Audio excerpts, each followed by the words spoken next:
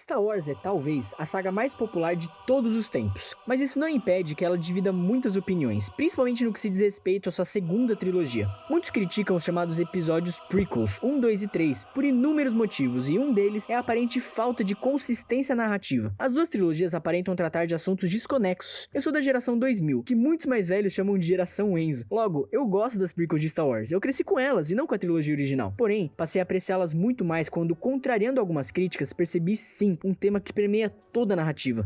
Senhoras e senhores, Star Wars é uma história sobre princípios.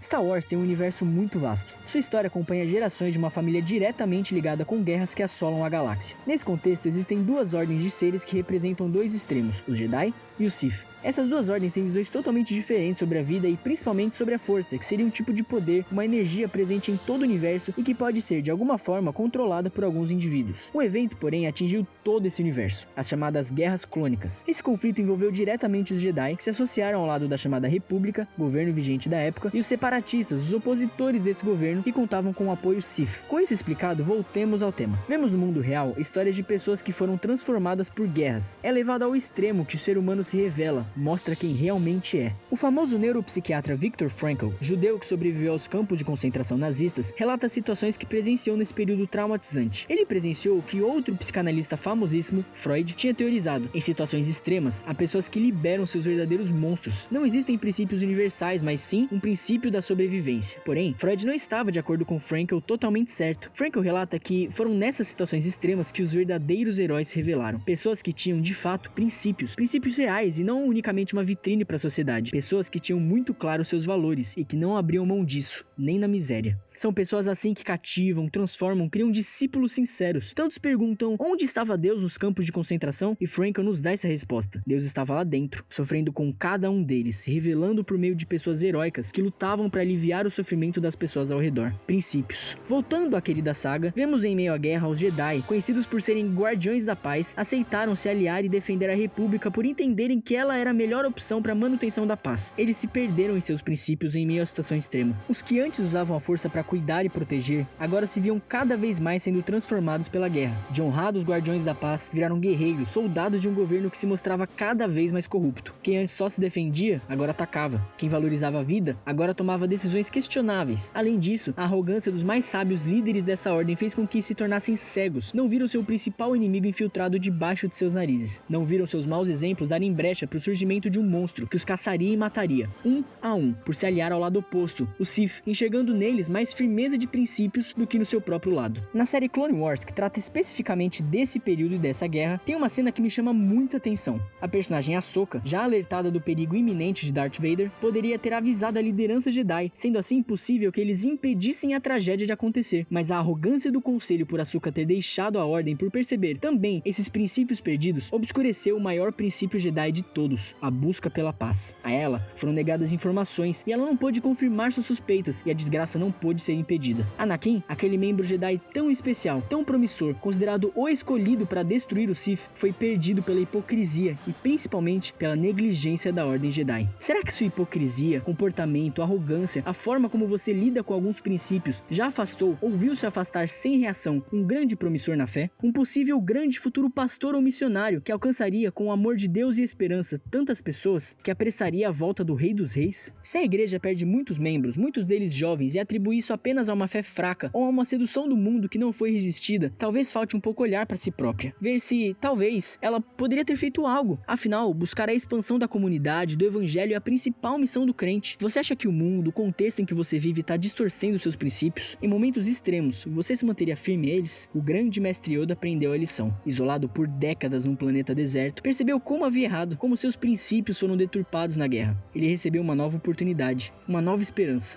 um novo aprendiz. E fez certo dessa vez. Ensinou a importância do maior princípio dele, a busca pela paz. Nem sempre teremos segundas oportunidades. Oremos para que estejamos atentos em fazer o certo, na hora certa. Sede alguém que tem princípios eternos e puros, aquele que é o princípio. E o fim, que nos dá princípios para que não morramos por nos afastar dele e, ainda assim, por nos afastarmos, entregou a vida para nos resgatar. O maior princípio dele é esse, o amor, que alcança todo o universo, daqui aos confins dos tempos, da Terra, dos mares, de outras galáxias muito distantes, para sempre. Amém?